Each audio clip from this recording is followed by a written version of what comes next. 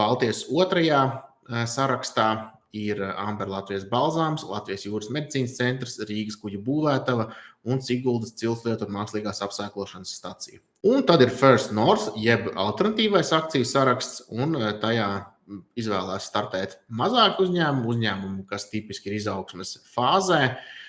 Būšana šajā sarakstā ir arī ar mazlietiņu atvieglotu regulatīvo prasību apmēru, un attiecīgi arī pašiem šiem uzņēmumiem atrašanās šajā sarakstā ir lētāka nekā regulētajā tirgu. Šajā First North akciju sarakstā no Latvijas akcijām ir APF Holdings, Frigate, Kalve Coffee, Madara Cosmetics un Virši A. Ja neko neesat dzirdējuši par Frigati, tad tas ir tāpēc, ka no šo uzņēmumu nenotiek nekāda tirdzniecība biržā. Jā, tās akcijas tur it kā ir, paziņojumi biržā ir, bet faktiski ar tām nekāda darbība nenotiek, tāpēc arī šī ir pirmā pēdējā reize, kad to pieminēsim šajā te ceļvedī.